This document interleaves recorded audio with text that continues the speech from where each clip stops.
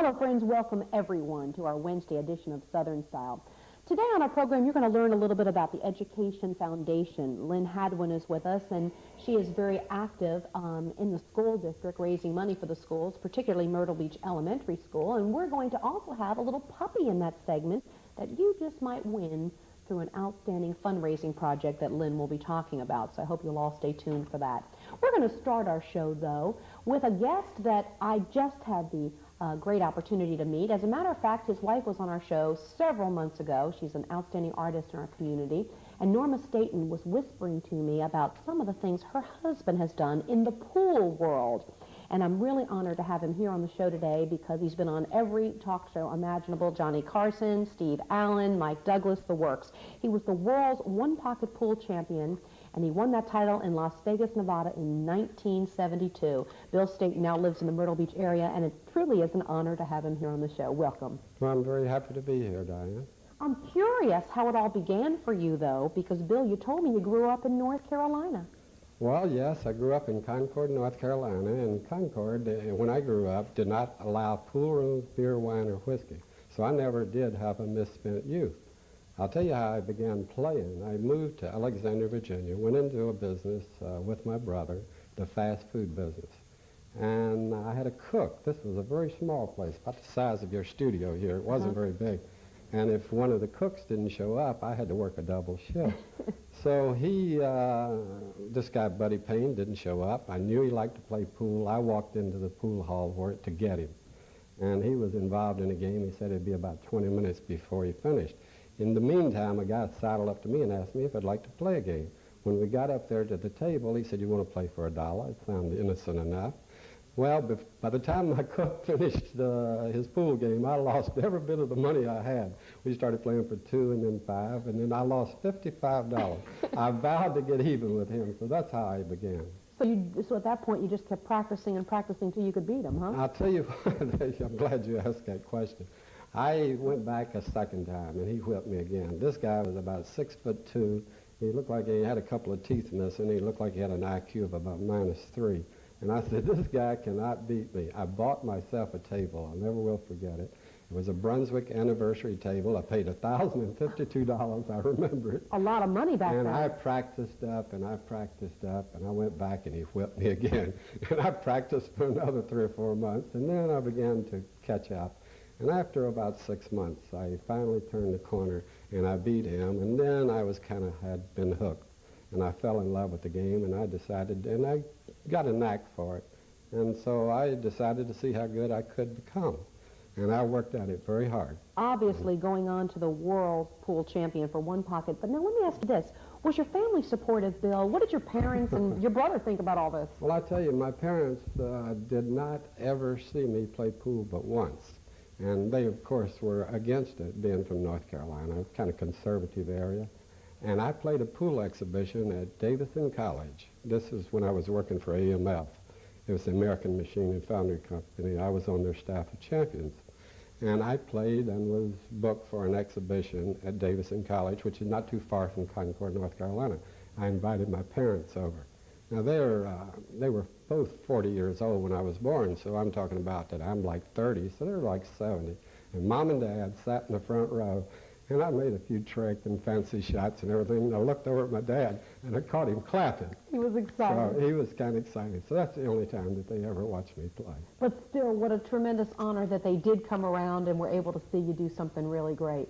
Yes, and it's been a nice thing. I've done a lot of things, gone a lot of places, and have seen a lot of things with my cue stick. Well, we're going to show your cue stick in a moment, but I happen to have a wonderful scrapbook filled of incredible memorabilia. And I want everyone to see this. Here is Bill in his younger year as a pool champion. You went on to actually win the state championship in Virginia 5 times. Yes, and a few other titles also. Tell me about some of those other titles. Now, don't be modest. Share those with me, Bill. Well, I'll tell you the truth. I came out of retirement in 1989, which I was 61 years. I'm telling you how old I am now. In 1989, I went out to the Hubler Cup in Palm Springs, California, and I won that tournament against the big boys. Wow. This was 4 years ago. That's got to be an incredible honor. Here, you're on the Mike Douglas Show. And who is this young lady bending over the pool table? I set up a shot for her. Her name is Anita Gillette. She was a Broadway star. And also there's Mike Douglas in the center, and there's Louis Nye, a comedian, on the right. And I had set this shot up for her. As I flip through, you have some incredible shots and some tremendous memories, I'm sure. Was it fun being on Steve Allen's show, as we see here? As a matter of fact, it was. On this show, Steve Allen had the show I've Got a Secret. And my secret on the show was I could make all 15 balls in one shot. No one had ever done this before. Are you telling me hit the cue ball and knock all 15 in immediately? All of them go in a matter of, maybe 2 seconds. And that was a show. I'm kind of the show business there. I'm holding the cue stick upside down, whispering my secret in Steve Allen's ear. Part of the showbiz aspect of it all, huh, Bill? Here on Carson. That was one of the most fun shows I've ever been on. Mamie Van Dorn is in the center there. She's an old-time movie star. I had met her in California. She used to date a friend of mine named Bo Belinsky. He was a pitcher for the California Angels. And when I would play in the world, they had the World's Championship several times in L.A., and they would come out to the pool championships. And I met her a number of times, and I would go with Dean Chance, a baseball pitcher, and Bo Belinsky out at night. I met her, and she was on the program the same night. But now this is the way it came about. They have a little holding room back in the back before you appear on the show, and they were to separate us. But they didn't know, they didn't know that I knew her. And they're going to spring me on her. She's going to precede me on the show, and Johnny Carson's going to lead into this, that she liked to go play pool and smoke cigars with Dean Chance and Bo Belinsky on a night out, a big night out. Well, as I'm walking down the hall, I ran into her. And, she said, hey, Beanie. Well, I have a nickname. I haven't gotten into that yet. I have a nickname. She called me Beanie.